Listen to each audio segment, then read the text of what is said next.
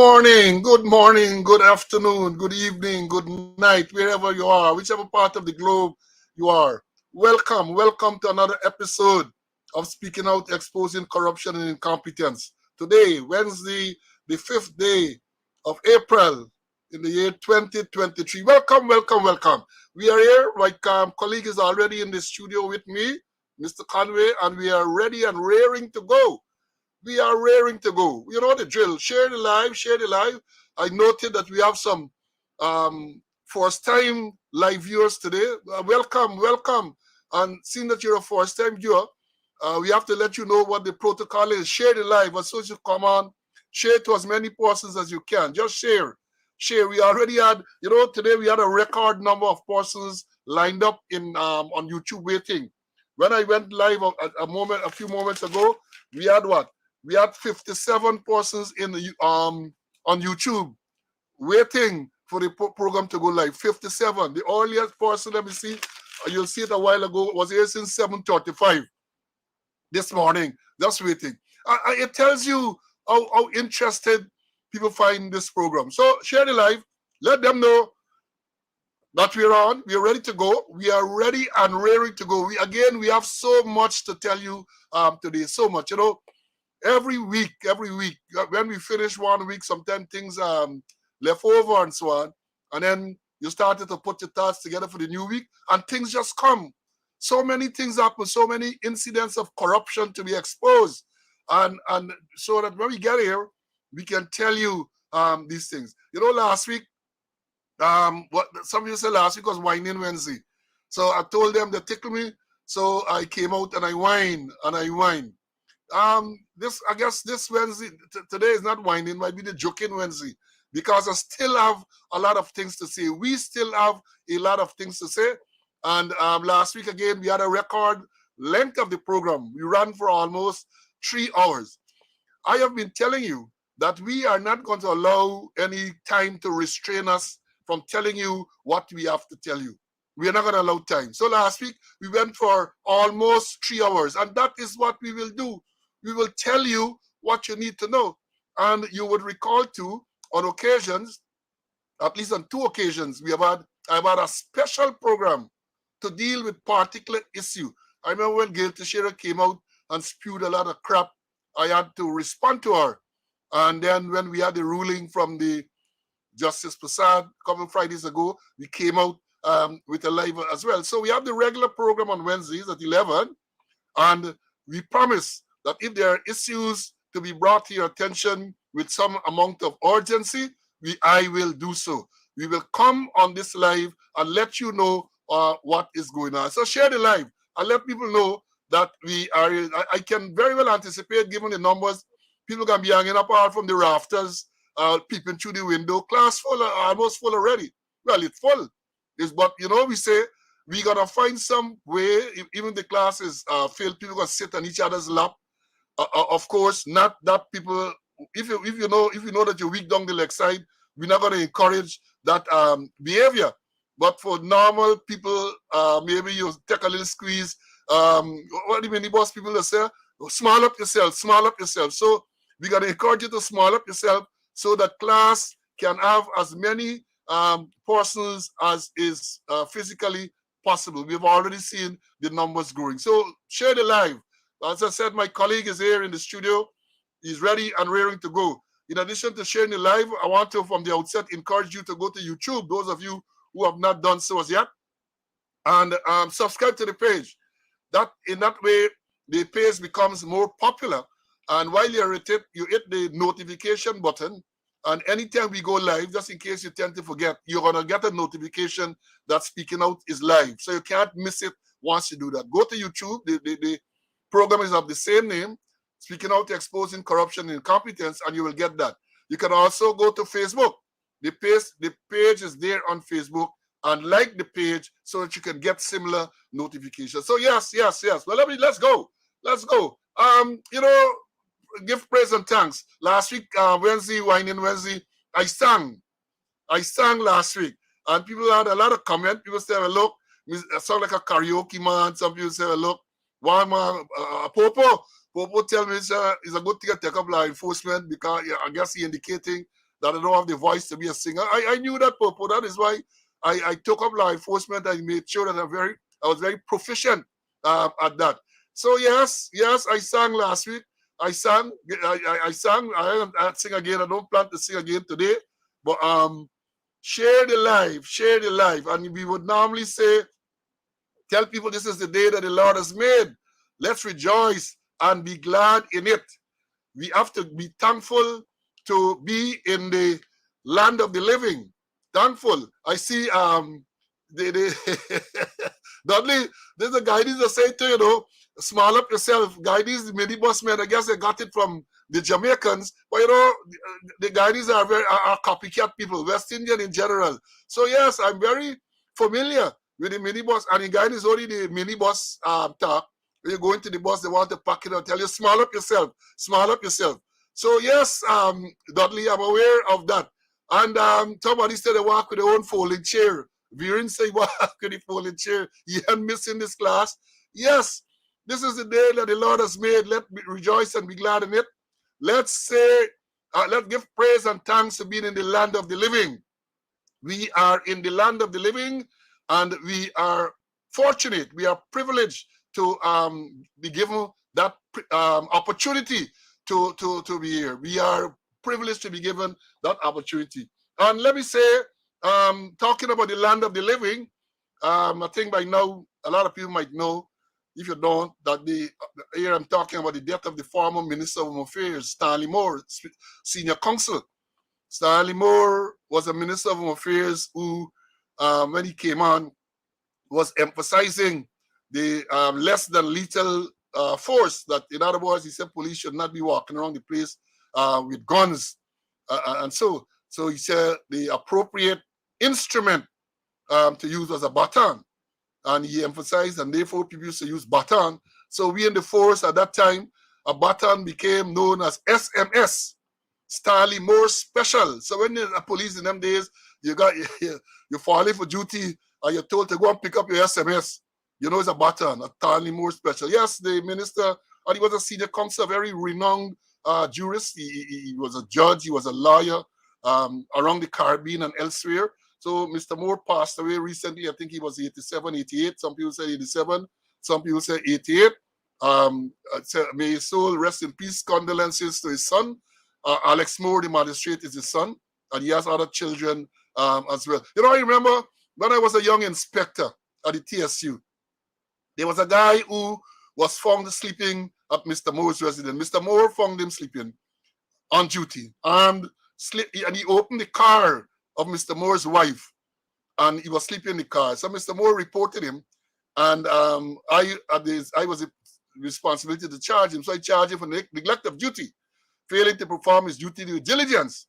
And lo and behold, when the time came for the inquiry, I think his name was Yewood, can't remember his first name and his number. He pleaded not guilty.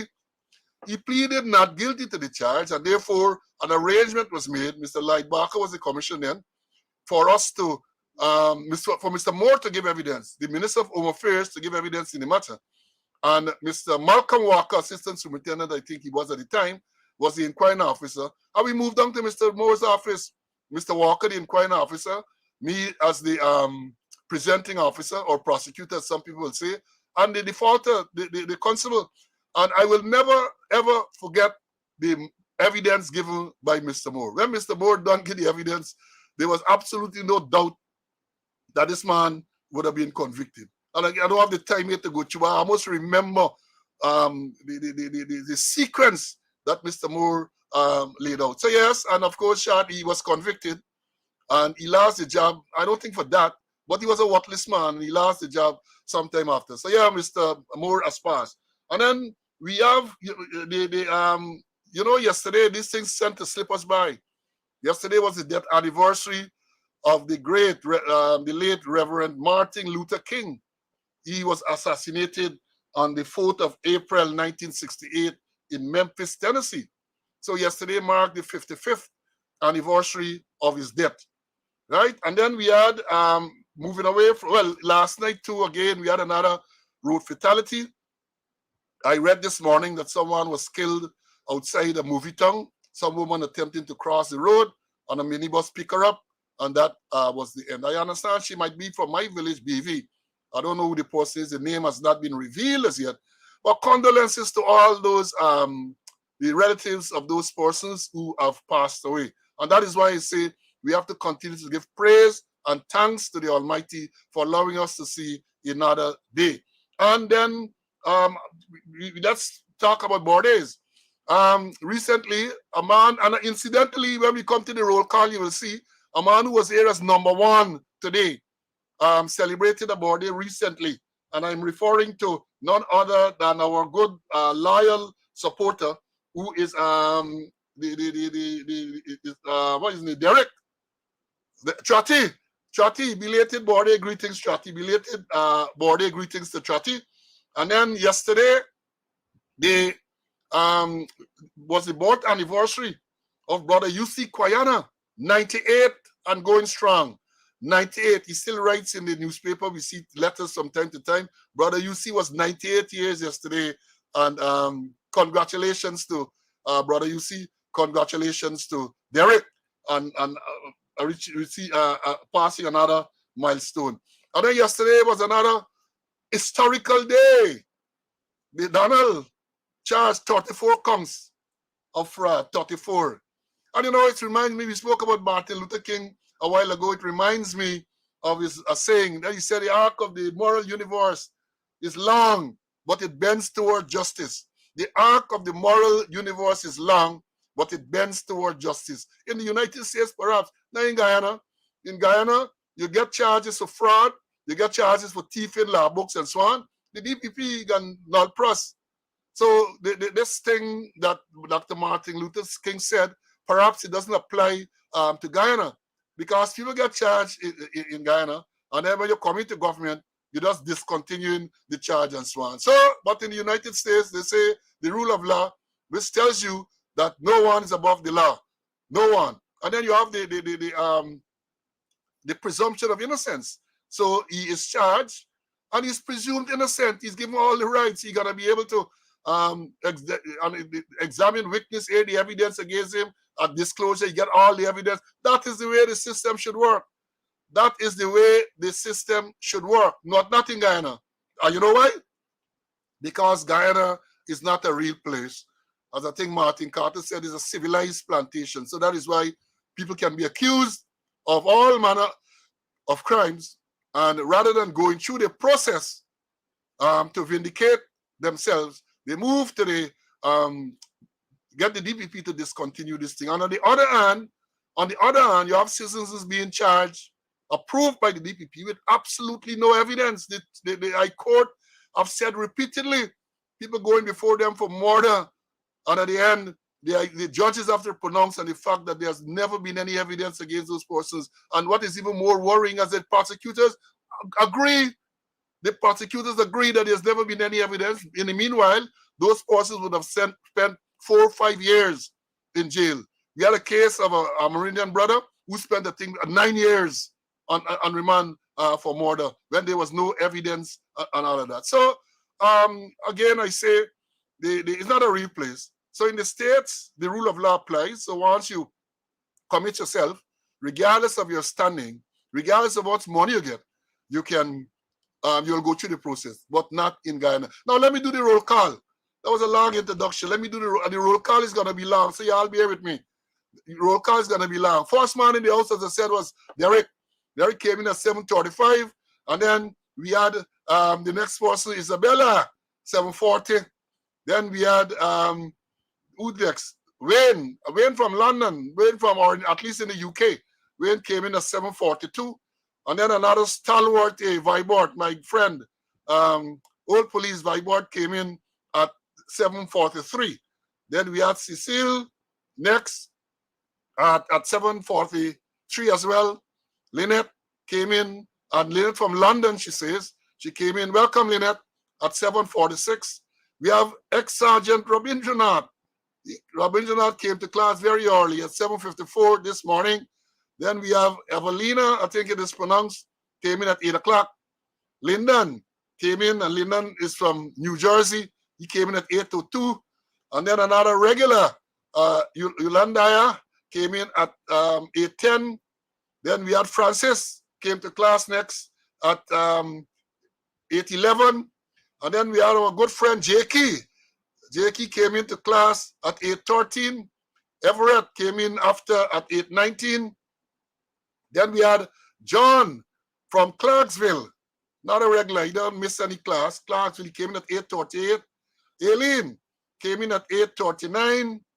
Redman, Raul came in at 8:39 as well. And then we had Raheem at 8:46, followed by Colin. Colin came in class at 8:46 as well. Patricia G came in at 8:48. Sydney came in at 8:58. Then we had John, not a regular. John came in here at 9:03. Then after John, we had Matthew coming in, Matthew from Virginia. He came in at 9:03. Then we had Patricia, 9:11. She said she came in early for class. That's always good, early. Then we had Ian, asked permission to join at 9:19. Permission was granted. And then I have my friend all the way from Jehey, all the way from Portmore, St. Catherine, Jamaica. Dudley, welcome, Dudley. Then we had Winston, and Dudley came in at 9:21. Winston, Ontario, California, at 9:24. Robbie, my old lecturer at UG. Robbie came in at 9:29. And then I have my squaddy, Carl came in. Carl from Arizona, he came in at 9:33. And my old shooting buddy all the way from Ontario, Canada, 9:38. Brian, I can't recall seeing Brian here before. So perhaps Brian is a new viewer, 9:40. And a regular, Kudowashi came in at 9:50. Then Vibert from East Bank. Vibert came in at 9:54. Sandra came next into class. Sandra came in at 10:02. Then we had Philip from New Jersey. He's here at 10:04. And after Philip, who was there? As I told you, I had lots of people. These are the people I'm calling here who would have been in class even before class started. Then we had Maury. Maury came in at 10:06. And then family music. Can't recall seeing family music before. So family music, if you're a first time, let us know that you're a virgin viewer. 10:07. Vernon came in at 10:10. Natasha came in at 10:10 as well. Then we had Constable 9795, Young, all the way from Toronto, Canada. He came in at 10:13. And then my squaddy 9551, Frankie Softly, came in at 10:14. Frankie is out of Florida. Then we had Wayne from Brooklyn, New York. Wayne came in at 10:14 as well. We had Barbara B coming in here at 10:15. Princess, another regular, she don't miss. She from the scheme, the police joint services scheme there, 10:17. Then we had Saggy from Borbies, Quarantine Borbies, 9602. He came in here at 10:21. Then we had Floyd, came in at 10:29. Another squaddy of mine, Gaston, came in Ontario, Canada. He came in at 10:31. Taylor, I think they were 56. Yeah, 56, 9556. Then we had Jacko from Georgia. Jacko came in at 10:34. Gene came next at 10:36. And these are people all here before class. The door was open. 10:40 was Kurt. Then Francis came in here. He's from where? Francis came in at 10:47. For Melanie, East Coast man, Melanie. And then we have a first-time viewer, Danetta. Welcome, Danetta. Think you were in Barbados. And then she confirmed later on that she is ex-sergeant 14583 Stevens. Danetta, I remember you so well. And Mr. Conway was saying, you remember your prowess as one of the first female drill instructors. And I reminded him that you were a good songster as well. You sang very, very well. So welcome, Danetta, a Virgin live viewer. We also had Kevin Pierce. He came in at 10:49. Desiree came in at 10:55. And look who asked him for Harlem cover down. None other than Selwyn, the man who beaten up Andy Nandalal in court. Selwyn asked if whether Harlem cover down at 10:55. Then Chilo came in. Well, Chilo, you was a moving man. I don't know which part of the country you are, but Chilo came in there at 10:56. Then we had Granville came in at 10:57. And the last man on YouTube before we went live was Shartman, John Fraser, my friend, my shoot man. Welcome, welcome. And then we got to Facebook. The secretary was Air Force. And then we had Diane. Then we had Jacob, Deborah, Keith, and it goes on and on like that. Lynette from Barbados, always here. We had Raul, another regular, always making some very insightful comments. Desiree, another countrywoman of mine. And yeah, so we have full class today. We have full class. But I'll get back to the YouTube people because, as I've said, if you run the roll call, they're going to take all morning. The people are so many in class. And I know you're longing to have the information that we are to share this morning. Yes, you're longing. And my colleague, Mr. Conway, as I said, is already in the studio. So let me bring in CC. Welcome. Good morning. Good morning to you. Good morning to our viewers. Always say happy to be in the land of the living and to do God's work. So let's get on with it, Paul. Let's get it on. According to Michael Buffon, the announcer, the boxing announcer, let's get it on. Now, there's an announcement I want to make which should interest all Guyanese, and that is tomorrow, the International Court of Justice. Let me read what it said. The judgment on the preliminary objection raised by Venezuela in the case concerning the arbitral award of the 3rd of October, 1839. They said the judges of this ICJ, that's the International Court of Justice, will make a ruling tomorrow on the preliminary objection. It will be read in open court on Thursday, April 6, 2023 at 3 p.m. in the Peace Palace. I don't know 3 p.m. if it's Guyana time or which is what time. And we are represented there. When I saw the name, one name in particular, I was a bit worried. But then it's just the reading of the judgment. No argument is going to be made or out of that because I noted that Mr. Carl Greenwich is there as an agent, and that gave me some comfort. When I looked to see, also there is Mohabir Anil Nandalal, SC, MP. I was a bit worried, but then when I read on, I realized it's just for them to listen to the judgment. So I guess Guyana has to have physical representation there. So he's there because when I look at the thing and I say, well, is he going to be arguing this case? Then that's no, he's not going to be arguing. Then I realize he's not going to be arguing the case. He just go there to listen, and therefore that gave me some amount of comfort. That gave me some amount of comfort. So yes, that is a matter that should interest all Guyanese. You know, for those who are not Guyanese, and even for the Guyanese, we have a situation where Venezuela has laid claim to over 2/3 of the country, the whole of the Essequibo, which is over 2/3, and this is something that is going on for years. So the ICJ will make this preliminary ruling tomorrow. See, CC? Yes, and we all should listen, and we know that we in good hands, a good company apart from Anil. We have excellent persons there. Anil gets so much of blows that he basodi, man. So he basodi. Now, there's an issue going on that I want us to educate the viewers and the public on. That is this issue of the issuing of wanted bulletin for persons. CC, I've spoken about it on several platforms, and maybe let me give you an opportunity to have your say on this misuse of the wanted bulletin by police. Go ahead, please. It is something new, and the thing is that they're making no effort whatsoever to contact those people.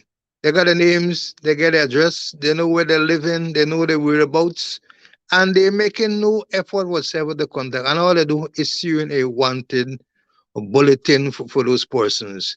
If personally, if they issue a wanted bulletin for me, I ain't getting into no police station. I'm not going to make their work easier. They must come and get me. I mean, I wouldn't resist arrest if it's lawful, but they're just trying to make their work easier. And most of the things they are political decisions. They are political decisions in terms of issuing of wanted bulletin for persons. It is total nonsense. The police must get down and do their work. Go to the persons and contact them. Tell them exactly what you are investigating. And if you have to arrest them, you arrest them. Another day they walk in. And then the thing is that I'm surprised that people would go in on a Friday because they're going to hold you Saturday, they're going to hold you Sunday, and then lose you so on Monday. That person shouldn't. I will not, if I want it, I will not go into them. If they want me, let they come and get me. And that's how the thing should be. You know the person, then they know where to find the persons. Persons were about to be made public, and they're not going, but wanted bulletin, and then they're aided by attorneys of law who carry them in. Nonsense, buddy. Yeah, I totally agree. And again, it's not a case where you are going to resist. It's not a case where you are going to make it difficult. But as I know policing, if you want a person, especially in this case, they know where the person lives, at least the last place of abode is known, you have to make efforts to get the person. And the only time you should be issuing wanted bulletin is if the person is making, first of all, if you don't know where the person lives, you might have a name, but you don't know where that person lives. So wanted bulletin might be necessary at that stage. Or you have evidence that the person is evading you. So you have an address, but every time you go there, he's not there, or he lock up in the place and then making himself available. You might be justified in those cases. But in most of the cases, many people have said the first time they knew that the police wanted to talk to them is when they see on social media or in the media some wanted bulletin for them. That is wrong. That is wrong. That is not the way it should operate. And I agree with you too. The lawyers are facilitating it.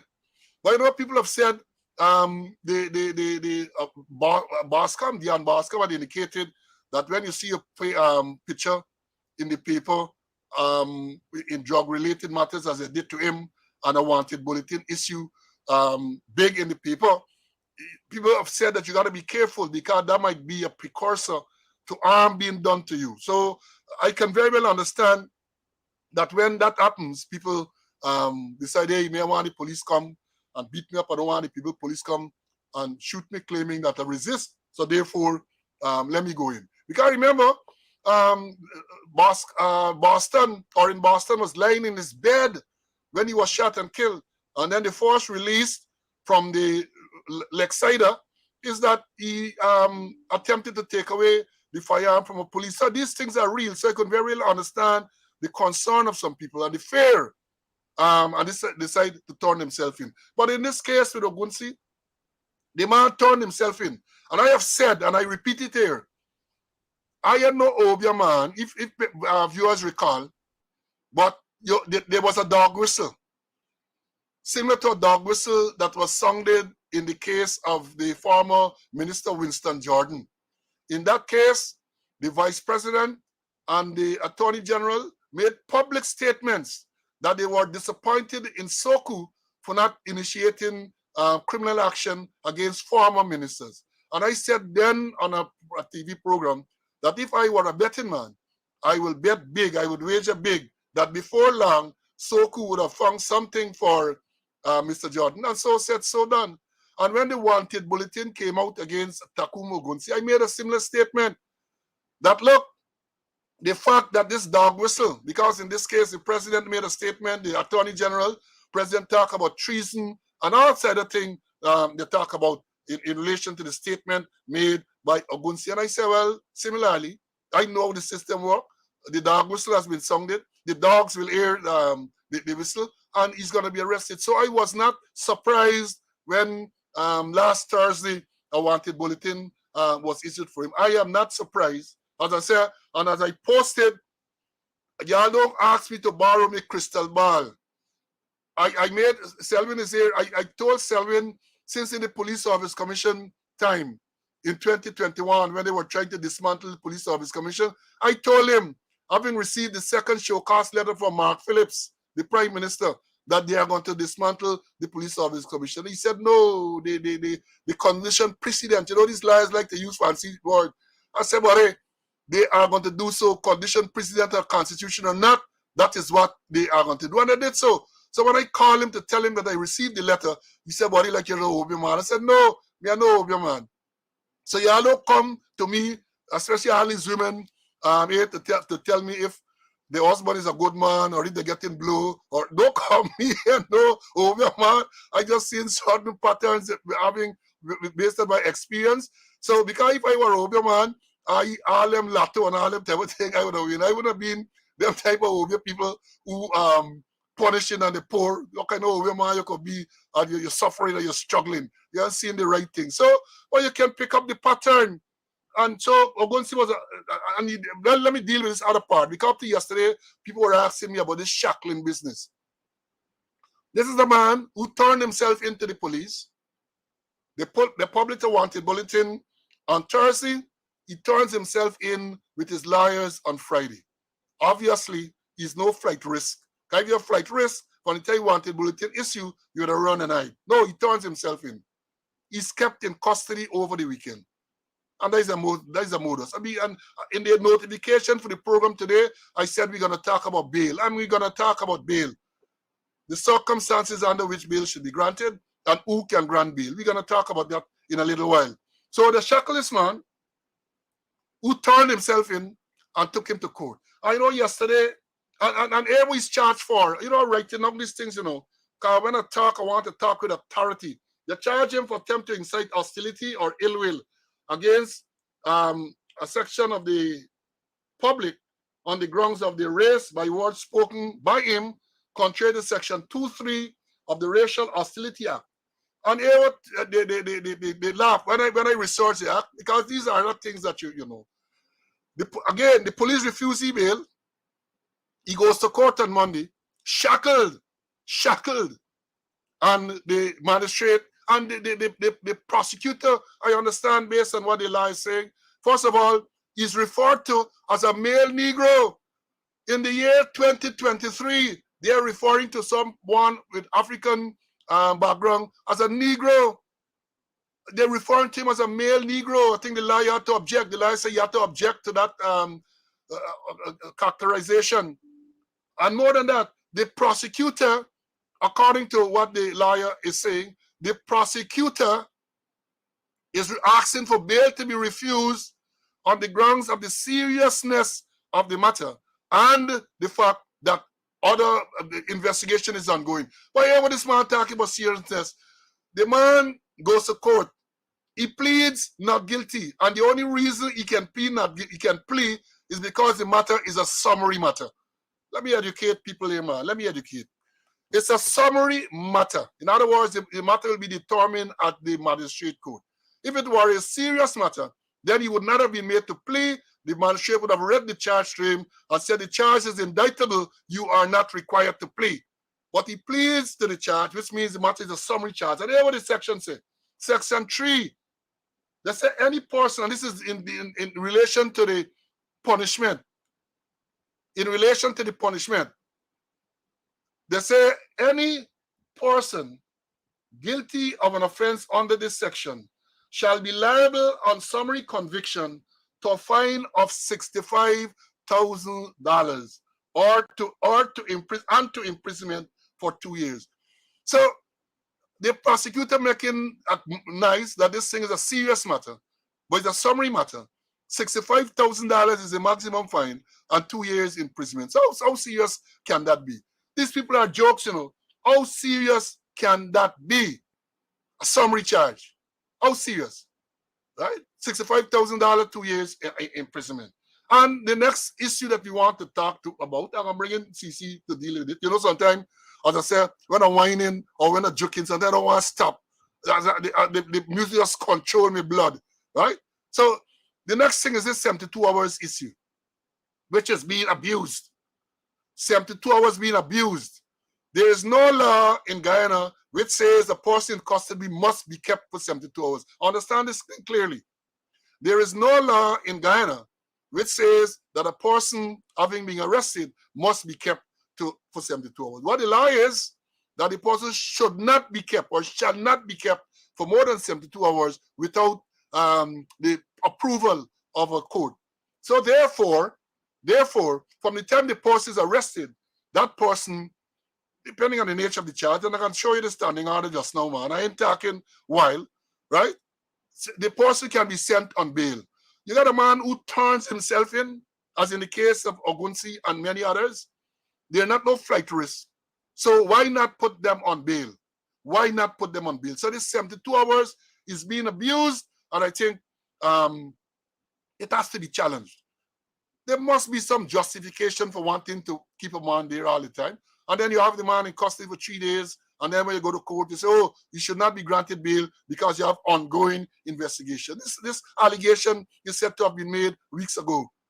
Ongoing investigation. And the next thing I wanted to tell the public about is how the courts work. You see, you don't know these things because Monday people were speculating. It was said that he would have gone before the Georgetown Magistrate Court, and they wanted to know which court. So I had to advise that the offense was alleged to have been committed on the East Coast, Vigilance Ministerial District. And therefore, if he's going to court in Georgetown, the only court he can go to is the Chief Magistrate's Court. The chief magistrate is the only one with the authority to deal with a matter outside of the jurisdiction. So, for example, and you know we want to teach, and the young policemen, I want y'all to understand, the young policemen in particular, and certain places in the interior, for example, you have courts very infrequently. I know back in the day, sometimes once a month, once every 2 months, and all that type of thing. So if a person commits himself in any one of those places, you can't keep him in custody for the whole month till the magistrate come, right? So in those cases, the person should be brought to tongue to the chief magistrate, who will read the charge, either refuse bail or allow bail, and then transfer the matter back to the location in which the offense was committed. So it was a letter matter, you don't have court, or a entering bank matter, no court. You brought the person out, the magistrate to read the charge to them. If it's a in that summary charge, if it's an indictable charge, it's still read, but they're not required to plead. And then the matter is then transferred to the area in which the offense is alleged to have been committed. So understand this thing clearly, how it works. Young policemen, this is to the young policemen. So don't run wild and think. That is how it goes. Now let me bring in Mr. Conway to give us two bit on this 72-hour thing. CC, what are your views about what I As describe as the abuse? as you rightly stated, Paul, there is nothing in the law saying that you must keep a person for 72 hours. It's not mandatory. They say in excess of 72 hours, if you have issues and you want them to keep them longer than then, that you are to go before a judge and seek an extension. The judge may or may not grant you an extension. So this 72 hours is a breach of it. And I recall sometime last year, I think late last year, where the attorney general piloted a bill. I think they call it a bill. I can't remember it's the number, but it went to parliament, and the whole objective was to seek a legal issues for police not to keep persons in excessive time at station, that they need to cut down I think they're cutting down the 72 hours. But I think the president has really signed it yet, so it is not law, but it's there where the intention is that police are not to keep persons in custody for a long time. And I think 72 hours will be reduced drastically. So they've been breaching it. Here's it But where a man CC, turns up. I don't even think there is that need to be any amendment to any law. Let me Mm. tell you what the standing order 74 of the police deals with bail. The issue, and let me put it up for our viewers to see. This is let me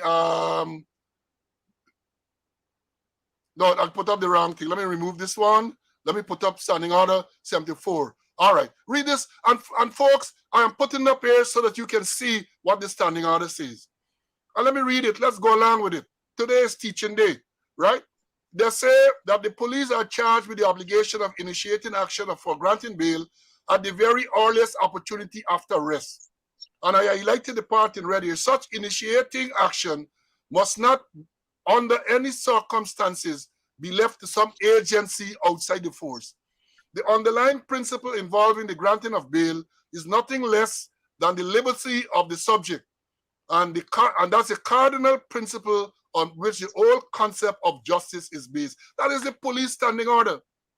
That is section 1 of the police standing order 74. So if we're there to follow this, which says that the police are charged with the obligation of initiating action for granting bail at the very earliest opportunity after arrest.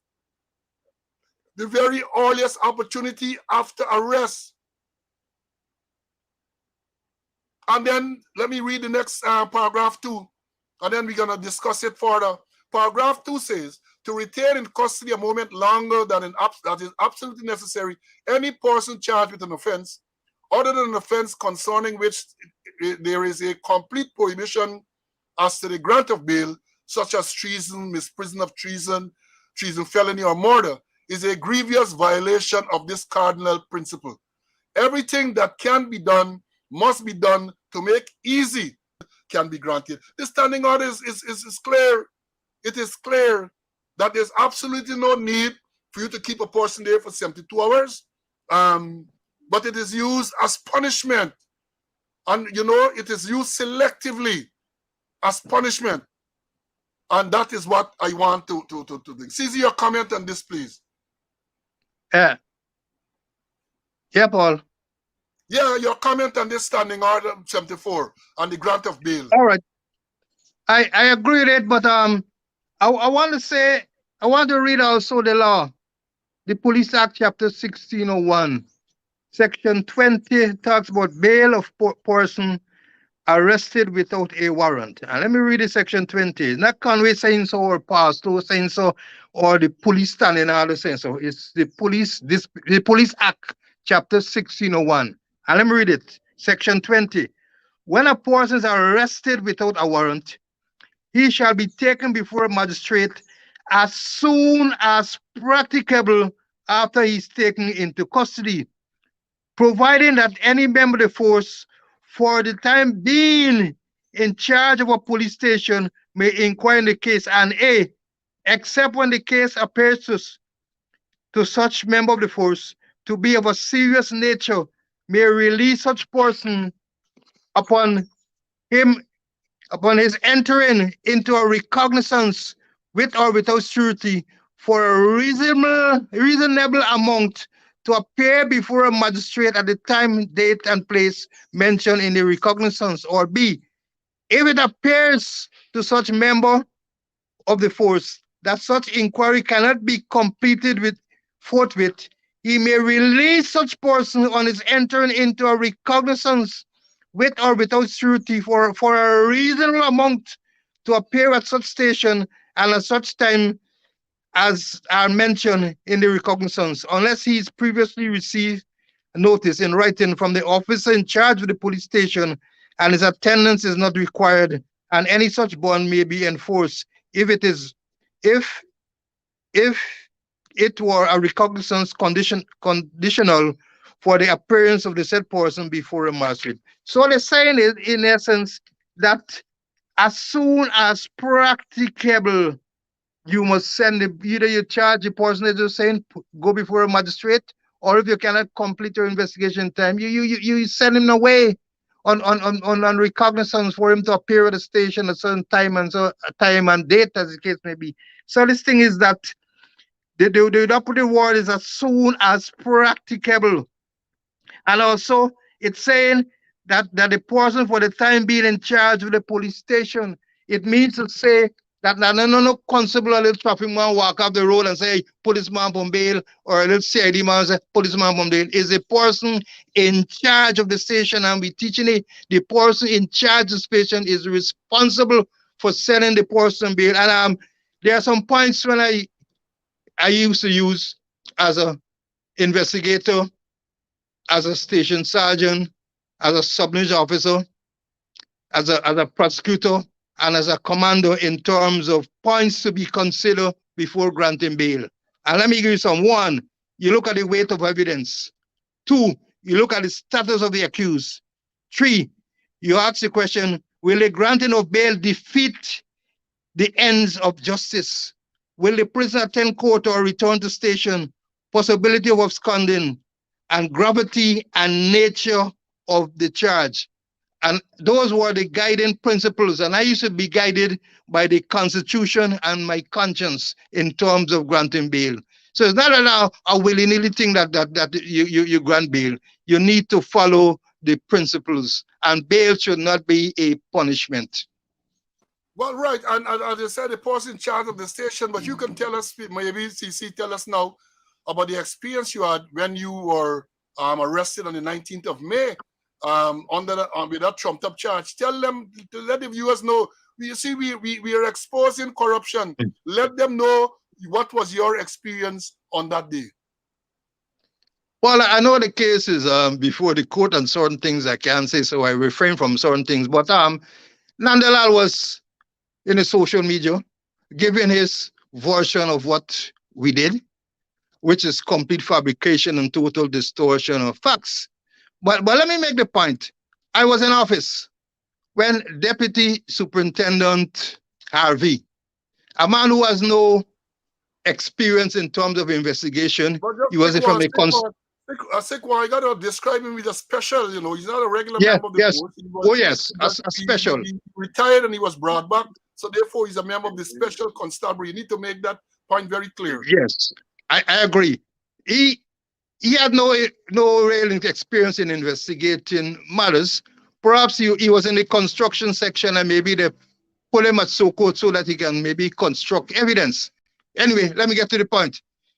I in office and I knew they were coming because the day before, Anasan Karimbash tell them, hey, I want you going to arrest Conway and arrest Parslow because Parslow coming in tomorrow. So I was prepared for them. And I put systems in place for them to be recorded from the time they enter the office compound. And he came and he told me that he was inviting me to the police station to Suku to answer a charge of fraud. I said, if seeing that you're inviting me, I am not going to accept the invitation. And tell me what the fraud is all about. Because a prisoner or an accused must be told in simple language, in language that he understands what you are investigating and in detail. He said, well, Karimbas said, if I turn on the invitation, they must arrest me. I said, I'm recording you, and I've recorded you from the time you entered this compound. And they took me to Suku. They took me to Brigdam, no searching. I was there for over about 8 hours. I called the man who performed the duties of Commissioner Happy. I said, asked him about position of bail for myself and others. I said, we are serving we are ex-members of the police force. We serve with distinction. And if you want us to appear in court or appear any place, we will appear. He said, this is political. We can't do nothing but it. I cannot admit politics involved. Later evening, one of our attorneys, I'm not going to call him, he called a certain politician who is a member of cabinet and asked him for us to get bail. I repeat, a politician who is a member of cabinet. And the politician came to us and gave us recognizance to sign to attend court the following day. So they gave us, the commissioner of police cannot grant us bail because it is political, and maybe he was right because there's instructions he get. But a politician gonna call the head of Suku and say, send these men from bail. And shortly after, 2 men from Suku came and put us on bail. So it's this politics. Politician can't send nobody from bail. It is written in the law. It said the person in charge of this station, the person for the time being in charge of the station must deal with bail. But here's it, politician dealing with bail. And it's happening with many, many cases. Probably tell I'm saying, hey, you can't go away by it's not we instructions, it's instructions from politician. And that was the case with me, Paul. Well, yes, I'm glad you explained that. So people must know what is going on. And again, when you talk about bail, I can call name because I am repeating what the person said. When the attorney was arrested by Soku for advising her client to remain silent, Tamisha Clark, I think is her name, the female attorney, arrested by Ramana and others from Soku, all because she advised her client not to give a statement or not to sign a statement with the police. They arrested her. And when the senior lawyer in our office, when he was contacted, he called the Attorney General, Mr. Nandalal. And Mr. Nandalal said it is there on record that he called the head of SOKU and told them to send the young lady on bail, he tried to justify it and he said that he's a constitutional authority.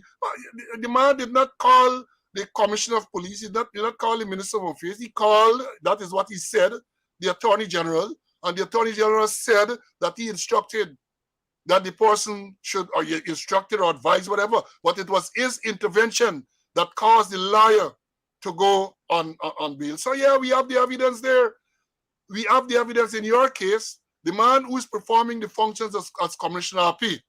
Well, I don't expect anything better from RP, because you can't remember RP is a man who, after this fraudulent election of the police association, he had ordered the election. They had one in the morning conducted by Brutus and one in the afternoon conducted by him, conducted on instructions by him.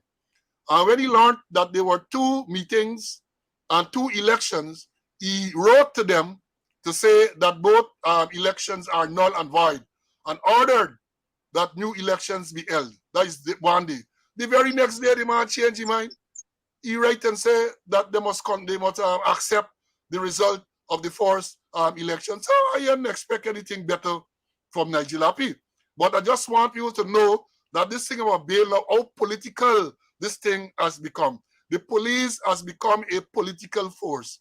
They don't do anything without instructions from the politicians. So the arrest of Takuma Ogunsi, the dog whistle was sounded, and somebody wrote here to say it was more like a bullhorn than a dog whistle. It was sounded, and therefore they act. They acted. The same thing with Winston Jordan. Dog whistle sounded, they acted. And that is how it is go. That is the reality. That is the reality. So all of these people who will say all kind of thing, look at the facts. And that is what we give you on this program. We give you facts. And yesterday, I think it was, somebody asked a question. Robin Singh wrote a letter in the paper and asked why Takuma Ogunse was shackled. This is Robin Singh. I don't know if the same Robin Singh. I know Robin Singh used to be a person close to the ruling cabal. He asked the question in a letter, why was Takuma Ogunse shackled? I can answer. He was shackled because it was an attempt to intimidate and to dehumanize him. To intimidate and to dehumanize and humiliate him as well. That is it. And to scare others who might want to talk, express the freedom, give the freedom of expression. That is what it was intended to do. So when we shackle, first of all, we can keep it 72 hours. Then we can take the court and we can shackle. And CC, you had mentioned some time ago that there was an incident in Barbies where a man going to court and here the police actually hung up going to court, man charged with some serious offense. We showed on this video, this program here not so long ago, a man killed his wife on the East Coast, right? And the man walked, no handcuff, nothing at all, into the back of the vehicle. But this is a man who's alleged to have made some statements which are saying inciting racial hostility. He is shackled and taken to court. And the day will come when all you who staying quiet can suffer the same fate. People got to speak against these atrocities. And Paul, after he was granted bail, he still remained in shackles because I understand the detective left him there and gone away with the key. So they have to start around to get a key to unlock that thing there. So although he was free, he was still shackled. Yeah, and then there's another incident I want us to address in relation to this same Takuma Ogunse thing, where when he was taken there, I think it was Friday, the photograph was up on the thing where they have a man there, a police rank, I assume, because he was in plain clothes, with a video recorder, recording the every movement of Ogunse and his lawyer. Recording the every movement of Ogunse and his lawyer. That too is an attempt to intimidate. That too, Mr. Hughes put it up, and then I saw something a few days ago. He said that at the request of this policeman's family and friends, he took it down because they say it's pictured up there. He's likely to be targeted and all of that. And let me say this: I don't know what the rank of the person who was doing that recording is, right? But surely he's not a person in charge of CID. And therefore, I'm saying that he would not have gone there on his own to do that. The rank would not have gone there with a video recorder to record Agunsi and his lawyer in CID headquarters on his own. He must have been instructed to do so. He must have been instructed to do so. And when you come to think of it, that the man who is in charge of CID is a liar. The man, well, let me pronounce it properly. He's a liar, not liar. Oh, I spoke quickly just now. It might come across as a wrong thing. The man is a liar, admitted to practice law in Guyana, and is under his command. Someone on his command is doing that. And I would assume that he or someone senior in the CID would have instructed that to be done. That tells you where we are. That tells you where you are. And I want to ask this question from all the lawyers out there. I know Selwyn is here and a lot of lawyers are looking. Isn't there some form of sanction for one of your colleagues? You're using the thing as a lawyer now, who allows something like that to happen? Isn't there some form of sanction? What will the Bar Association say about that? A lawyer who goes to the CID headquarters to take his client in is being recorded in a manner that can only be to intimidate. And you are staying quiet? You know, I made the point that on October the 15th, 2021, when I turned up in court at the Georgetown Magistrate Court in answer to a summons to attend court, the police were there to arrest me for the same charge. They manhandled me, 4 charge, and the thing there. Apart from Senior Counsel Juman Yassim, they remain silent. Juman Yassim is the only one who had the courage to write a letter and to say it was wrong for the police to have done that. Everybody stay quiet.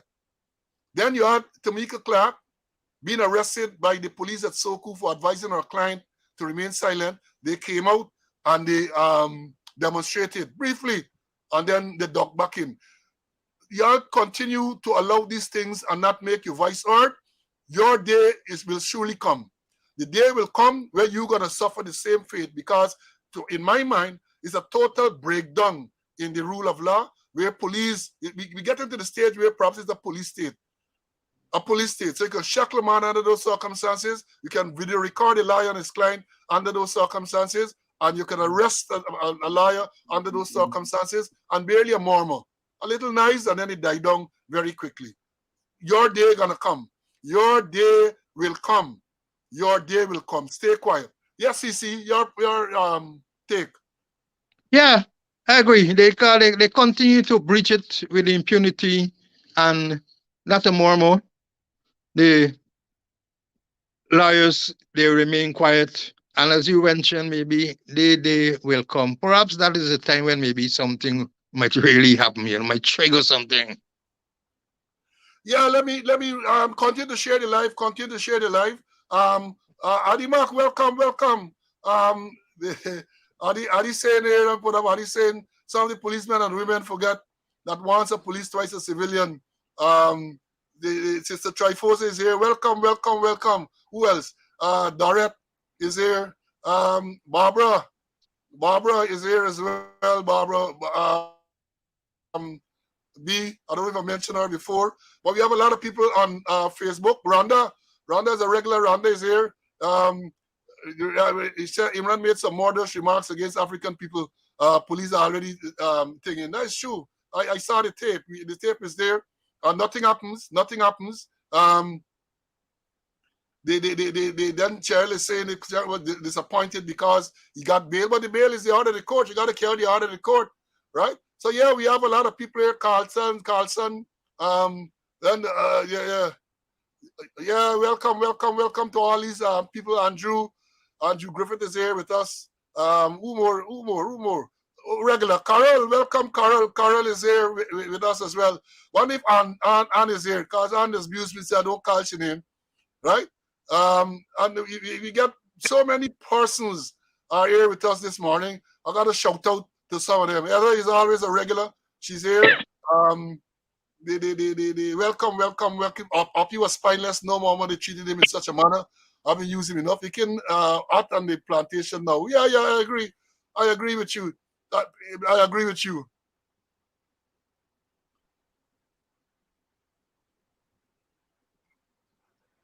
Brendan is here with us this morning as well. And we see a cockroach here. He said we dip on something though, so I ain't gonna mention it. But yeah, let me tell you something. This program is not a democracy, you know. If you come and you're insulting people, we encourage discussion. You make your points. But if you come and you're gonna get rude or you're gonna talk to it's like blocking you right away. This is not a matter show which trying to play decent. This show them speaking out, exposing corruption and incompetence. It is hosted by Paul Sloan Clinton Conway. And if you come with your dotishness, it's knockout, you get knockout. I ain't get no apologies to that. This is no democracy. So come with one other nonsense here and it's gone, you're gone. One other nonsense here and I'll block you forever. And Selwyn, so I agree with you, Selwyn. We got Terry Weeks from the UK is watching us. And yes, well, yes, the people are here. The people are here. So I just wanted to shout out to those persons who came on and thing. And let me continue. Let me continue to say, and the other issue that we got to talk about, I announced in the notification, is this manipulation of the police seniority list. And here, let me say from the outset, when we talk about the manipulation of the police seniority list, we're not here representing those persons who have suddenly found themselves down on the list. We are representing them. We're representing the principle involved. Now, the police seniority list, like I guess most other places, they have a list of seniority. And that is very important. I discovered over the past year or so, even the courts, if you have several matters, the magistrate always defer to the most senior counsel, right? It's a type of respect. So the police have a seniority list from the commissioner right down. And I discover, and I understand some of them are groaning and complaining. As I say, I'm not representing them, but I'm representing the issue. So the seniority list, first of all, understand that the police has a fixed establishment. It tells you you must have one commissioner, so many deputy commissioners right down the line. So when it is promotion time, once a person is to be promoted, you go through all the issues, whether they're qualified and all of that, right? Persons should not lose their seniority willy-nilly. Should not. So if I promoted before you and both of us are to be promoted again, I got to get the seniority. That is how the public service system works. So if, again, let me say, if I am promoted on the 1st of October, 2022, right? And you're promoted on the 2nd of October, 2022. We are in the same rank, but I am senior to you by a day. If when it comes to January 2023, both of us are promoted on the same day, I maintain my seniority over you. You can't jump me in the seniority. And what has happened in recent times? In recent times, and not only recent times, when we took over the Police Service Commission, we discovered that what used to happen then is that once a promotion is made, the lazy secretary, the incompetent secretary, Jai Gobind Jai Singh, would just give one date. So if promotions are made, let's say 5 or let's say 20 inspectors or 20 sergeants are promoted to inspector on the 1st of January 2023, they all get the same date. They all get the same, which is rubbish. Which is rubbish. You're supposed to do the research to find out who they are replacing. Because remember I said it's a fixed establishment. So if you have an inspector retired since 2021 and you're filling that vacancy, a person has to get that date that he retires. And that's the way it works. So the consequences as well come along. But all of a sudden, these people decide everybody must get the same date. Everybody must get the same date. So you have a situation where in 2015, and I get me records, I get me facts. In 2015, you had people like Brutus, Watts, Budram, Blanham, they all promoted on the same day.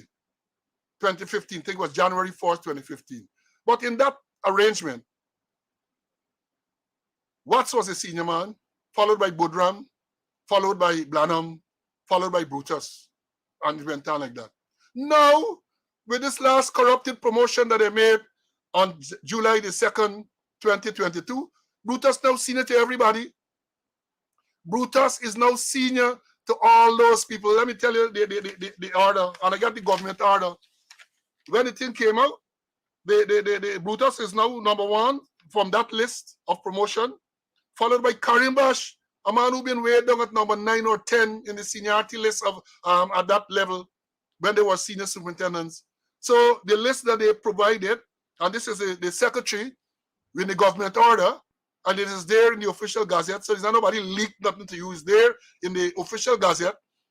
Brutus is the senior man, followed by Karim Bash, followed by Budram, followed by Blanham, followed by Sina Ryan, Watts, Pajram, and Simon. My God, and these people sit down quiet. As I said before, I am not making out any case for them. Some of them got to get what they deserve. But I'm saying that the whole thing is corrupted.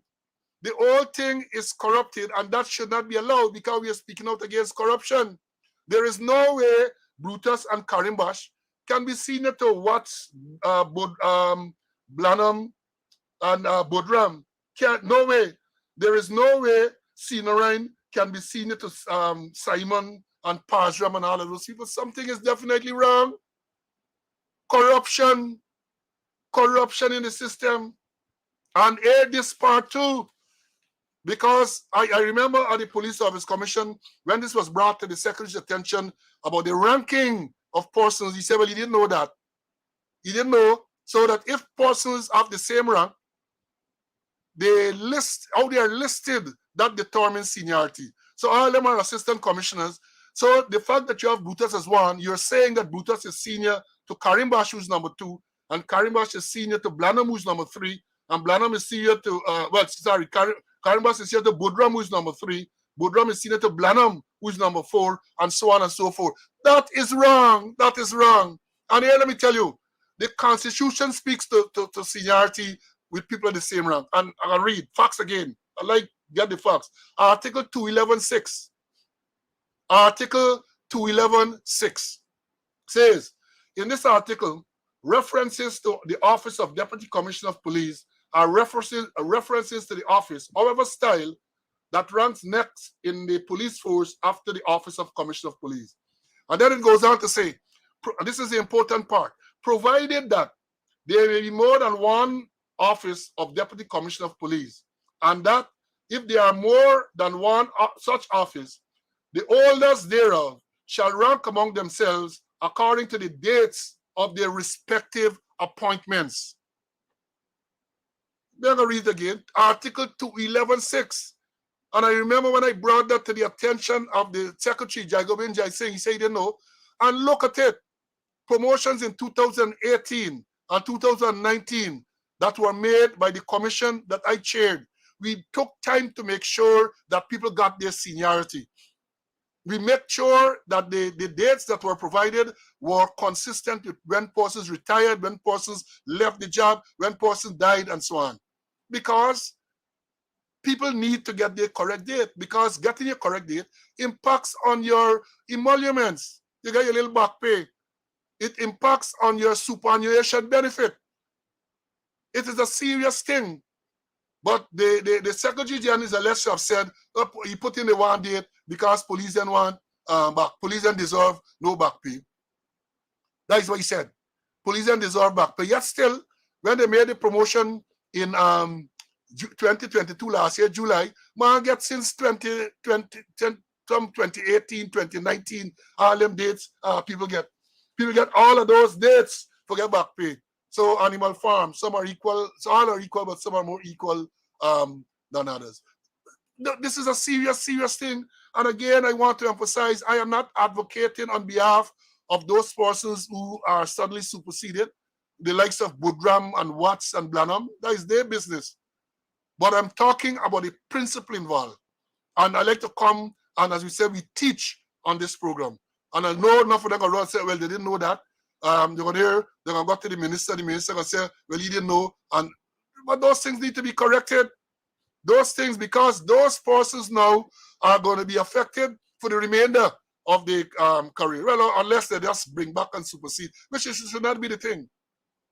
So there you have a Secretary of the Police Service Commission who don't want to do his work because perhaps he's lazy, perhaps he's incompetent, to make sure that you get his seniority right. what dates the person should get. Not a single person when we promoted people in those two promotions were superseded. Not a single person. I remember sitting myself and going through the list of seniority and what we call to check the outer service list, meaning that you have to create a list when a person retires, when a person dies, when a person resigns, you have a list. So you have the date. So when time comes for promotion, for example, let's say recently you had the unfortunate death of the sergeant at the TSU who was shot by his cousin at Linden. You have to have a list with that. So somebody down the line, when they get promoted, will get promoted from that day that he died. That is how it works. That is how it's worked. Retirement, same thing. You had a date when the person's retired, right? But it's laziness on their part. Let me bring in Mr. Conway. I want a mouthful. So he said, no, you were there at the commission with me when we corrected this thing. And it is really appalling and disturbing to see that they're going back to the same arrangement. Please. Let me restate. When when we took over as a service commission there, they had a thing where what they used to do, they promote. And if they promote on All Year's Day, they give everybody the same date, and it's from the date the promotion was announced, that is the day they get, and everybody, they give them the same date, which is incorrect. They should be guided by the Public Service Commission rules. And rule number 29 talk about the principles of selection for promotion. I will not go into that, but rule number 29 talk about principles of selection for promotion. But what to deal with rule number 31.1? It talk about seniority determined by the date of appointment. Seniority determined by the date of appointment. And here's what it says. The seniority of an officer shall be determined by the day of his appointment to the particular grade he is serving. The seniority of officers promoted to the same grade on the same date shall be determined by the seniority of the former grade. So if you get promoted now and I was senior to you on the previous rank, that means for say that I turned senior to you all the time. I can remember when I was promoted to assistant commissioner, it was backdated 3 years. I think I got about $1.6 million in back pay. The thing is that you need to look at seniority. And somebody reshuffled it, but in order the last unconstitutional promotion that they had there, that way number 4 to number 1. Nowhere we ain't playing no 2020 cricket there. Yeah? We ain't playing no 2020 cricket that you look at this situation on the day in question and then you decide who's going to bat where and who's going to. The thing is that if I'm a number 1, I'm number 1. And if you want to supersede me, you have to come with good justification. Remember, the Chief Justice referred to a man as self-serving. And if he said that it was that person who had to send the list to the Police Service Commission for things, manipulation might not be the correct word, but some jiggery-pokery took place where they unconstitutionally rearrange the batting order to suit themselves. And seniority is a serious business. It is written, it is in the Public Service Commission rule, check rule number 31.1, and it talks how seniority is determined, and is determined by date of appointment. Well said. I know I like you pulling up these records. I just pull up two, but between the two of us, when you pull up the records, I can't deny. Somebody is saying, Deslin is saying here that what Deslin is saying. Let me put up what Deslin is saying. That Paul Williams is senior to a king. Yet they gave him. They go ahead. Well, let me say this. Well, that too is against the principle of the public service, because once you come to acting appointment should go to the senior person. Promotion is something different, but acting appointment. But I understand, CC, I know if you hear this, that in the same corrupted list that they have now, I'm not talking here now of the government order. I'm talking about the police seniority list. I understand Paul Williams have fall off completely. I understand that the list does not even have Paul Williams listed as a police officer, so I don't know how true it is. But that is my understanding. That is my understanding that Paul Williams, Dr. Paul Williams, Deputy Commissioner, has fallen off from the police seniority list. That is what I was told. I don't know if you heard that, but that was told to me. As I say, I don't know how true it is, but that is what they're saying. But that, if that is so, is all part of this old corrupt scheme.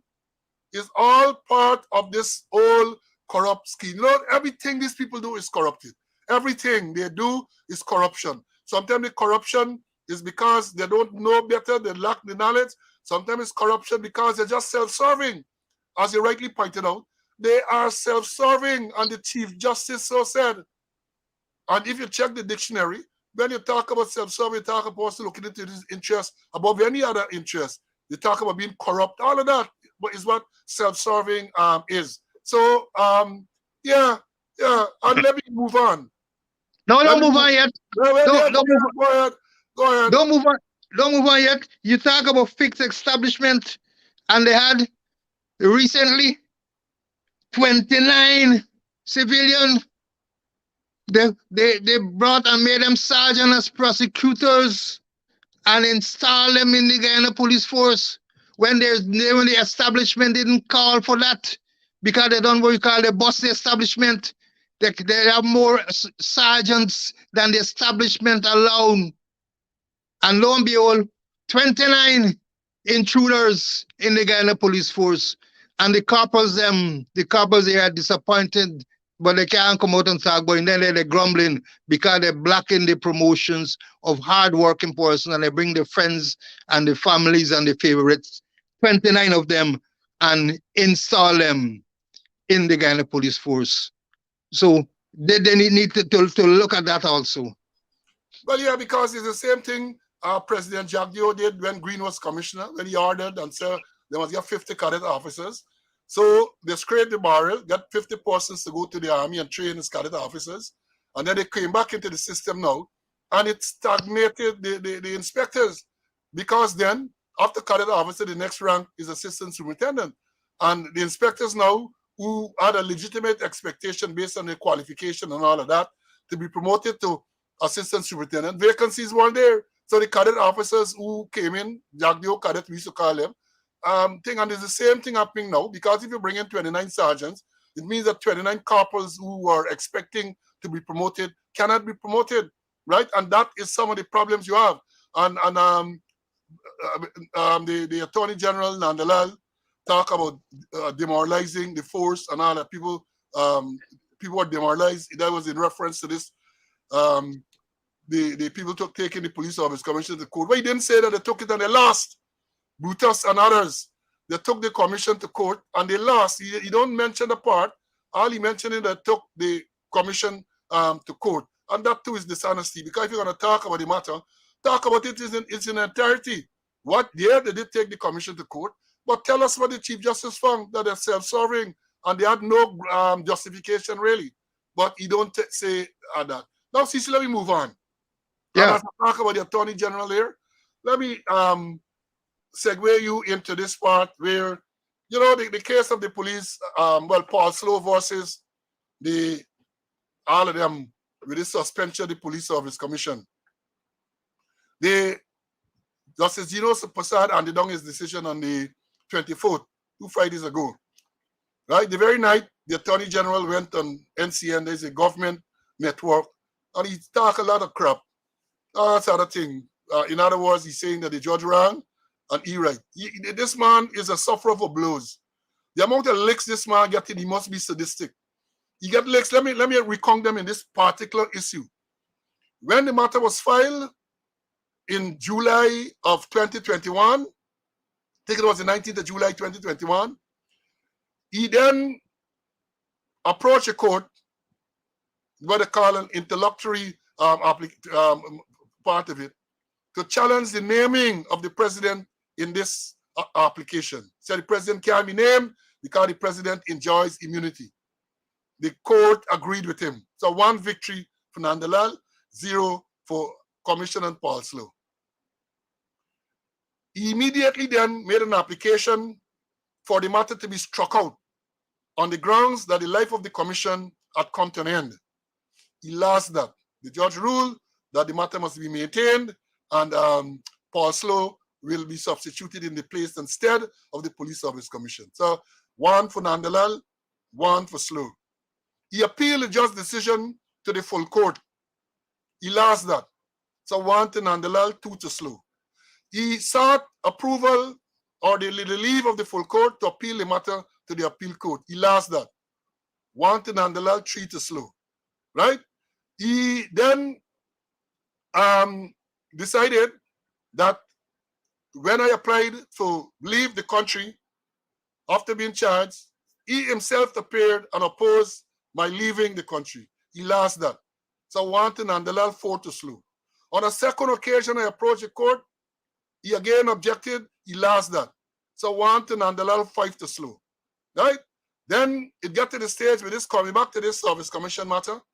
He moved to have, he and the police service commission, choose senior counsel Ramdani, moved to have the matter, to withdraw the matter because the police service commission no longer had any interest in the matter. They lost that. So where's the count? 1 to Nandalal, 6 to slow. He then moved to get a stay on the decision. He lost that. 1 to Nandalal, 7 to slow. Last 2 Fridays ago, he lost again when the judge ruled. So 1 to Nandalal, 8 to slow. So he's a loser. All the cases that he said he's going to appeal. So he took to the area, he took to NCN tonight, and he said he's going to appeal. Appeal, he make all other case. He then took to the media. He wrote a letter that was published in the media now, again, making all sorts of noise about the case. And he'll appeal the matter. And as my attorney, Mr. Selvin Peters, suggests, appeal and ask for an expedited hearing. Let me go all the way to the CCJ if you want, because it's not you money spending. And I have said that one of the reasons why you're so desperate is because you're fighting perhaps for your political life. You have made so many mistakes. You mislead the government on so many fronts. I remember you actually chose Bharat under the bus with a 20 million lawsuit.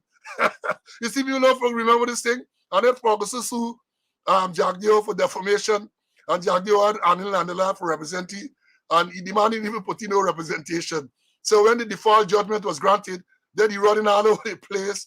I didn't even know what's the outcome of the matter. So you have, and then the one matter, a serious matter that he won at the CCJ in the petition. The CCJ had to find that he acted unprofessionally. He brought the CCJ in the dispute in releasing an embargoed decision. So this man has no credibility. But the whole story must appeal. And here was one of the things he said. He's thinking from outside his mouth. Outside, because GSK Lal wrote a letter to say that basically in the Carville Duncan case, he argued that the president violated the Constitution, and if he violated, he should be impeached. That's President Granger. Remember, no court held that President Granger violated the Constitution. On this occasion now, when a court ruled that the president violated the Constitution, he said all sort of crap he talking. And here was his one of the main arguments. I have it here, one of his main arguments. He refers to what the Chief Justice said in a ruling in the R.B. Norton case. And for our viewers, the R.B. Norton case is a case where it had to do with the appointment of Ikin as the acting commissioner. And the Chief Justice said that at the time when the appointment was made, there was no opposition leader for the president to consult with as required by the Constitution. So she said it was necessary for the appointment to be made. Give that. I don't agree with that, and some of the legal people have not agreed. That is appeal. We will see how that will go. He's saying that in this case now, the Parcel versus the Anil Nandalal and the Secretary case, that there was no Judicial Service Commission, and therefore, because there was no Judicial Service Commission, he sees a parallel. But here what the judge said, let me add up this thing here. Let me put it in the thing for y'all to read, man. Here what the judge said. The judge said, and I read it to you. I'm putting it up so you people can read it. It is my considered view that the failure to constitute the Judicial Service Commission cannot be relied on to excuse the unconstitutional act of suspending these constitutional office holders. It goes on to say, and I like today, the failure to constitute the Judicial Service Commission is the president's burden to bear. All members of the Judicial Service Commission are appointed by the president after he has meaningfully consulted with the relevant constitutionally prescribed functionaries. In these proceedings, no evidence has ever been adduced which would indicate that the president took steps to constitute the Judicial Service Commission. So I don't see no parallel in the case that the Chief Justice ruled on, is that there was no opposition leader, agreed, but the president don't appoint the opposition leader. The president don't. The president appoints the Judicial Service Commission. So as the learned judge said, the failure to constitute the Judicial Service Commission is the president's burden to bear. You can't not constitute the Police Service Commission, then use that as an excuse to violate the Constitution. That is basically what he just saying. You got to appoint.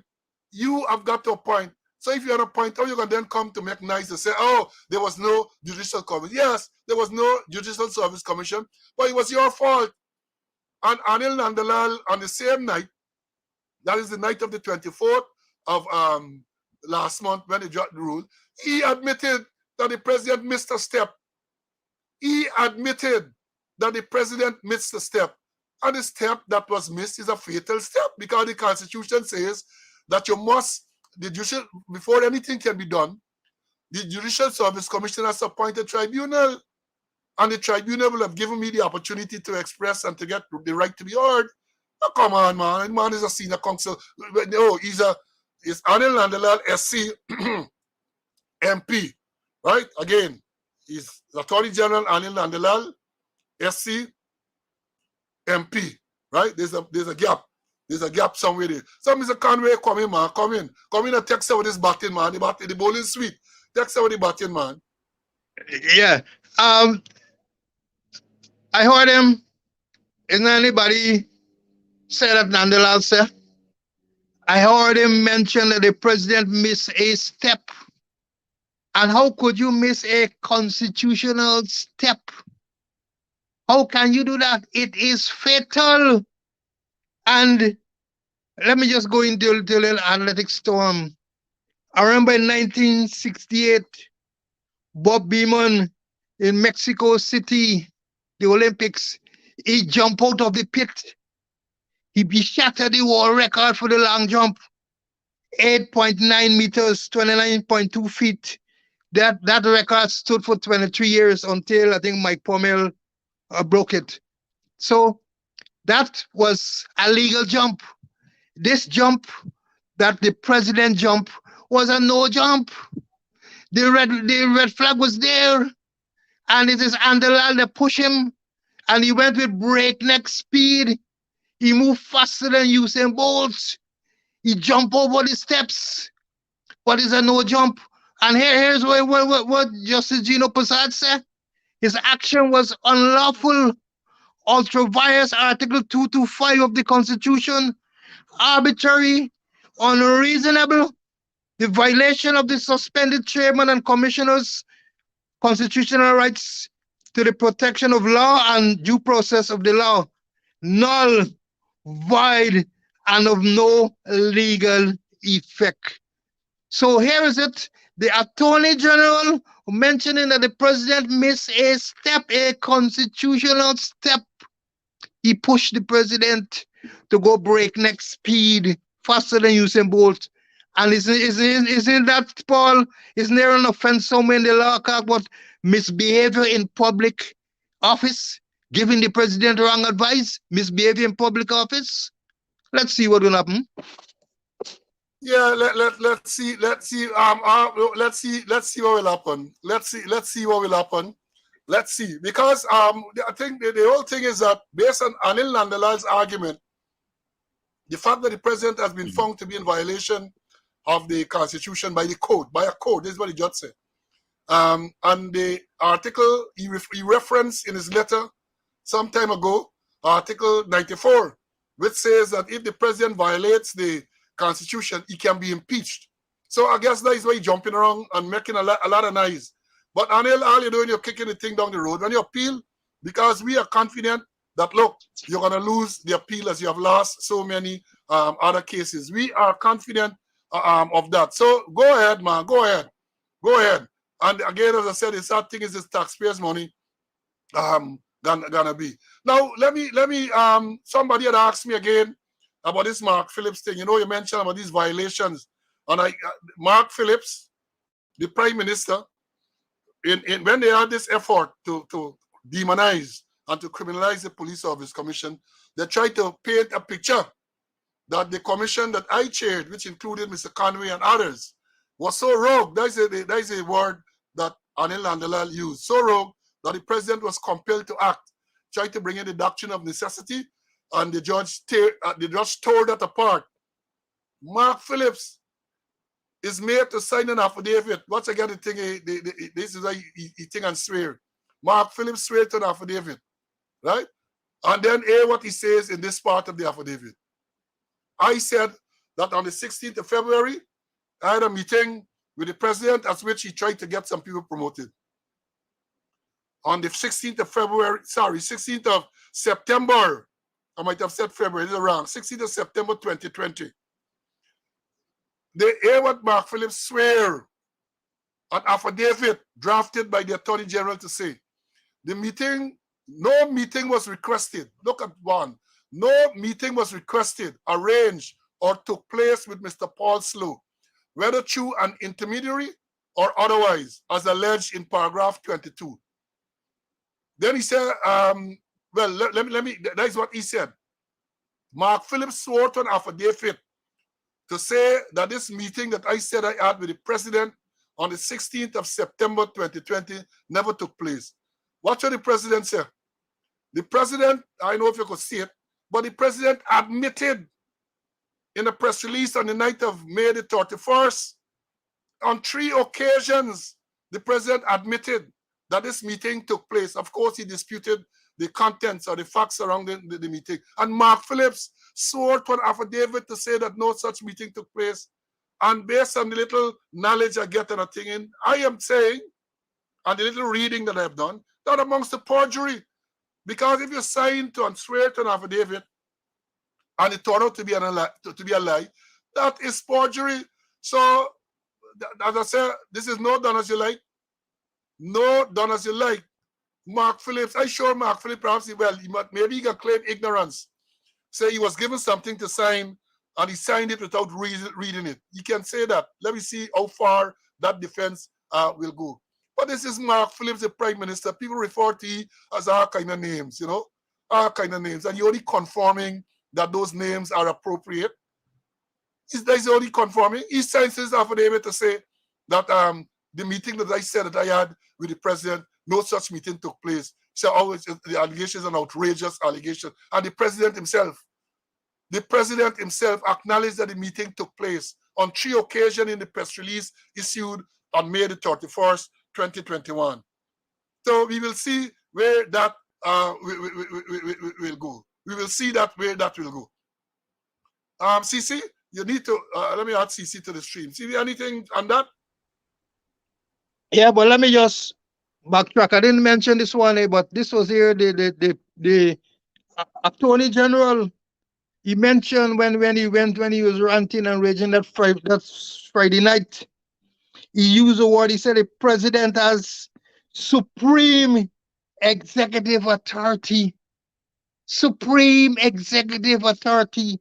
Yeah, I like to read this constitution, and here is Article 99(1) said, the executive authority of Guyana shall be vested in the president and, listen to this part, subject to the provisions of this constitution, may be exercised by him or either directly through officers subordinate to him or her. They talk about subject to the provisions of the constitution. And I've been saying it, and I said it over and over again, that the president is a creature of the constitution. He has got to bow down to the constitution. He can't make no missteps. He can't make no misconstitutional steps. And he has no supreme executive power. That is for North Korea. That is not for Guyana. So when they're going to say that the president have supreme executive authority in Guyana, he's misleading the Guyanese public. He's misleading the whole world.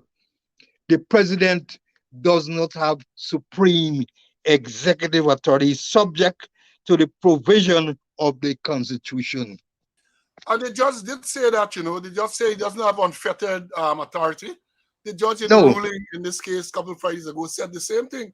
So, I mean, you got to look at the audience, because when Anil goes to NCN and he spews all the trash that he's talking to an audience, most of whom are intellectually lazy. They're not going to delve into the nitty gritty, so to speak. They just accept what he said, plain and simple. Just like when he took or he sent the affidavit for Mark Phillips to sign. Mark Phillips just signed. We must sign. And he just signed and committed perjury. Somebody is saying here, and I know, because from the definition of perjury, if you sign an affidavit, a false affidavit, which this turns out to be, that is perjury. So as I said, it's not done in July. So we're going to see where that will go. You might believe it's over, but I don't think so. I know my lawyer had spoke about magnanimity and all sort of thing. I lost that type of quality some time ago. When people bring trumped up charges against you and try to criminalize you, you can't just turn the other cheek and be this nice Christian boy and say, well, all right, let bygone be bygone. No. That can't work. That can't work. Now, talking about Christian week, just to remind us all, this week is Holy Week. Somebody did say this is the week you must be careful, because this is the week that Judas betrayed Christ. This is the week, according to the Holy Bible, that Judas betrayed Christ. So we have Holy Week. Today is actually Passover for the Jewish community. Today is Passover. Friday coming is Good Friday, the day when the Bible says Jesus was crucified. And then Monday in Guyana, Monday in Guyana is Easter Monday. Monday in the rest of the world, for example, in the US, Monday is not no holiday. Sunday is Easter. Sunday is Easter. And Monday in Ghana is big kite flying and so on. But Good Friday, is the most dreaded holiday for me. I never like Good Friday, because Good Friday is a day when you got to go to church, and it's a long service. And I get my kite home to pace. And then in my teenage years, I had a little hustle. We used to make kite and sell. And this Good Friday thing used to hamburg me on several fronts. It hamburging me making my kites to get me a little pocket piece for Easter Monday. And then one of the most thing to a carnivorous animal like me, them people are cooking meat and Good Friday. Good Friday, you get a little dal with callaloo and so on. Little saltfish, and I vex. So I never look forward to Good Friday. I look forward to Easter Monday, because as I said, by then I make my kites. Covered us up Monday, Saturday, and Sunday. A lot of last minute orders. People want to come. I'm making start point. In those last 2 days, I'm making just start point. No spinning wheel. Some of y'all know. You get start point, spinning wheel. When you make kite to sell, you can't afford to make diamond kites. It's too it costs too much of patience and too much of time. So it's basically star point or a star point spinning wheel. But if you come with a late order, you can't get spinning wheel. It's just a basic star point. You get it. And yes, Andrea, nothing to do with paste and all them things. Gamma cherry and kite paper and thread. Not later on, all this Barbados kite paper came in, and cellophane paper and all them things came in. But in the days when I start, it's ordinary kite paper, gamma cherry, razor blade, and thread. And then when you go to fly your kite, as a little boy, you fly your kite, and you don't have on the right length of tail, it's trouble. Your kite pitch, and it's salt bread. What do you mean that you know the term salt bread? When your kite pitch, and it's salt bread. Eric says singing engine. Yeah, all them things used to be singing engine. But I want you to tell me if you all know what the term salt bread means in relation to kite flying. I want to know that. So I had good days. I said this week, Easter week, was a real good week. You're there down there, you go on in the background, you get your gamma cherry, and you sit down there, you pace your kite all day. And you will, yeah, somebody say it's porridge and crossbones, no meat. Courage. I want y'all, I'm still waiting on this salt bread reference. I still waiting on this salt bread. Yeah, but all of those things are associated with this week, Holy Week. For those of us who are Christians, I commend you to make sure that, hey, yes, Cheryl, come to the front of the class, Cheryl. Cheryl says Sarbet is when the kite get wet. Not only when it wet, but when it pitch in the trench. It pitch and he got it right. Rhonda said he got into water. Yeah, Rhonda, Leroy. The pitch and hit the ground. No. Leroy, you're wrong. Now when it hit the ground, when it pitch and he got in the trench. And the type of paper it had, everything done. That saggy, the party done. It pitch and goes into the trench of the river. Marceline is correct. So there's salt bread. For those of you who don't know, that is what the term salt bread means in relation to kite flying, right? And yeah, somebody say it's cross buns and porridge. And I heard somebody say on social media that for all those people who put in a cross bun tennis roll or call it salt bread, hell is the place to them. Somebody said a lot of people advertising cross buns, but it's basically glorified tennis rolls. Somebody says glorified tennis rolls. So enjoy your Easter. Enjoy those of you who go to church and Good Friday. And next thing on Good Friday, you know, these myths, we used to lie around obliquely opposite me, Mr. John, Talisman John, get a physic nut tree. So you lie in there 12 o'clock. Because they say if you cut a physic nut tree at 12 o'clock, it used to bleed real blood like human beings. So you sit there down there and you chop in the tree. And then if you don't bleed, then you say, well, maybe because it's not 12 o'clock, you're not supposed to do it at 12 o'clock. And did that. Somebody said Varmacelli. Yeah. So all of those things are associated with Easter. CC, what was your Easter like? Well, most of the things that you used to do there, I used to go through. I never used to sell kites, but I used to make the kites and the same thing where they put razor blade on the tail and Yes, a all couple sort of of other things. people kite, yeah. Yeah. But in this, will differ with you for a while because in these modern times now, as I get older, I look forward to Good Friday because it's the end of Lent, you know, and then it's when I can sit back and sip a beer or two, you know, as the case may be. So I look forward to the end of Lent on Good Friday. Yeah, the end of Lent coming up. So all of those who they're gonna end Lent and then they're gonna catch up, they're gonna try to play catch up with all the liquor and so on and miss over the 40-day period and so on. But enjoy your Easter, everyone. CC, any closing remarks from you? Yeah, whilst we were on the air, I received a WhatsApp message from a very credible source in the United States of America. And here what he's saying. He's saying that Jerry Springer will be coming to Guyana very shortly. And he's coming specifically to have an intimate interview with one of the public relations officer of the man who's sitting in the seat there and who is weak down there like side. And he's requesting that we have available a couple of green guavas. Let me repeat. What I got here is that Jerry Springer coming to Guyana to have a very intimate interview with one of the public relations officers of the man who sits in the seat. And the same person who's going to interview is very weak down the leg side and is requesting some green guava. I don't know what's the green guava for, but that's what I wish I want to share with you, Paul. Green guava, among the same public, among the public relation people, the same man or the same thing would refer to us as geriatric. I see he posting certificate and show that he intimate partner get some certificate. And you know, people are asking me ask other question. They said now that they're out to, now that it's full disclosure and you're showing certificate, what about showing the birth certificate?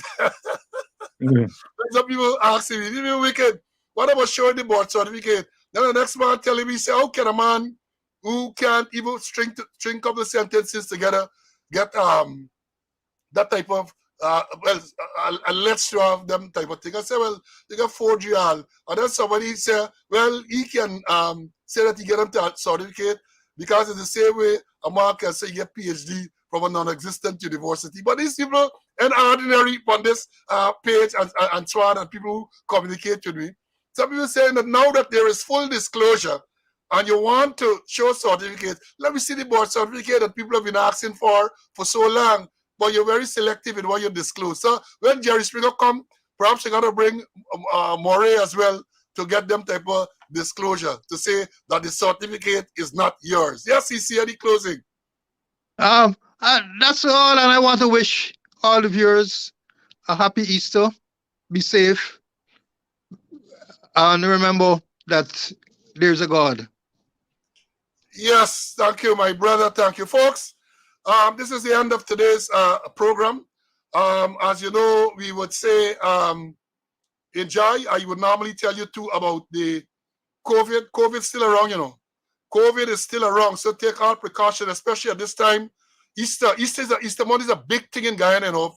Over the past couple of years, with COVID and all of that, people didn't get the opportunity to go on the sea walls and to all those open spaces and fly your kite. Remember, fly your kite in open spaces. If the tail of the kite becomes entangled with the electric wires, call the professional people to remove it. Don't take chances. Don't take chances. Don't expose yourself to harm and danger. So I would wish everyone a wonderful Easter.